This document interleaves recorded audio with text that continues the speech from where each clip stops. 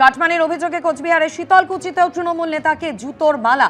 নয়ারহাট গ্রাম পঞ্চায়েতের চাটামমারা এলাকায় জনরোষের মুখে পড়লেন তৃণমূল নেতা। তৃণমূল নেতার বিরুদ্ধে আবাসে ঘর পাইয়ে দেওয়ার নামে কাটমানি নেওয়ার অভিযোগ।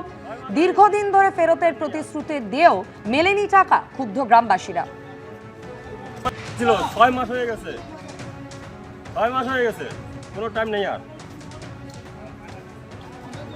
বাড়ি থেকে বের করে এভাবেই জুতোর মালা পরিয়ে এলাকাবাসী ঘোরালো তৃণমূল নেতাকে।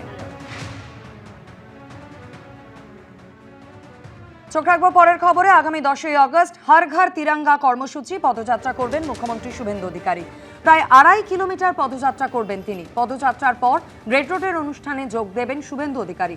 আর নিরাপত্তার খতিয়ে দেখতে রেড রোডে কলকাতা পুলিশের পদস্থ কর্তারা পৌঁছলেন।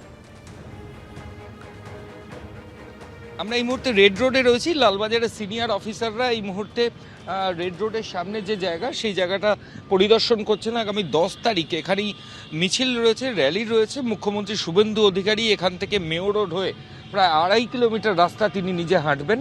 হর ঘর তিরঙ্গা যে কর্মসূচি, ঠিক সেই কারণেই এই র্যালি আগামী 10 তারিখ হবে। তারই আগে কোথা থেকে র্যালি শুরু হবে, সাধারণ মানুষ কোথায় আসবেন, এই যাবতীয় সব কিছু খতিয়ে দেখার জন্য লালবাজারের সিনিয়র অফিসাররা এই মুহূর্তে রেড রোডের ওপর রয়েছেন এবং তারা বিভিন্ন জায়গা পরিদর্শন করছেন এবং কোথা থেকে র্যালি শুরু হবে, কোথায় শেষ হবে, এই যাবতীয় সব কিছু যারা পুলিশ আধিকারিকরা তারা নিজেদের মধ্যে মিটিং করছেন। ক্যামেরা অতনু কুণ্ডুর সঙ্গে ময়ূখ ঠাকুর চক্রবর্তী, এবিপি আনন্দ। বীরেন্দ্র কৃষ্ণ ভদ্রের স্মৃতি রক্ষায় 3টি প্রস্তাব পুরমন্ত্রীর।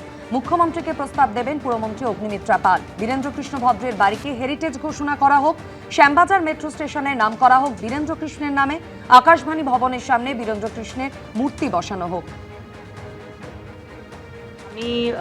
আমি চাই, আমি মাননীয় মুখ্যমন্ত্রীর কাছে আমার এই চাহিদাটা রাখবো এই পরিবারের তরফ থেকে, যে এই বাড়িটি যেখানে বীরেন্দ্র কৃষ্ণ ভদ্র জন্মেছিলেন এবং আজকে আমরা 122তম জন্মবার্ষিকী পালন করছি, এই বাড়িটিকে হেরিটেজ ঘোষণা করা হোক। দ্বিতীয় যেটা পরিবারের তরফ থেকে রাখা হয়েছে, যে শ্যামবাজার মেট্রো স্টেশনকে যদি তার নামে নামাঙ্কিত করা যায়, এবং আরেকটি থার্ড হচ্ছে আকাশবাণী, যেখান থেকে উনি এই আমাদের যে মহালয়ে আমরা শুনি চণ্ডীপাঠ, গান, সঙ্গীত, আবৃত্তি, সেইখানে যেন ওনার একটি মূর্তি আকাশবাণী প্রিমাইসেসের মধ্যে বা আকাশবাণী প্রিমাইসেসের বাইরে যে ক্রসিংটা আছে আকাশবাণীর সামনে, কারণ তার জীবন আকাশবাণীর সাথে ওতপ্রোতভাবে জড়িত ছিল, সেখানে যদি একটি মূর্তি বসানো যায়। এই তিনটেই আমি মাননীয় মুখ্যমন্ত্রীকে জানাবো। এবিপি আনন্দ, এগিয়ে থাকে, এগিয়ে রাখে।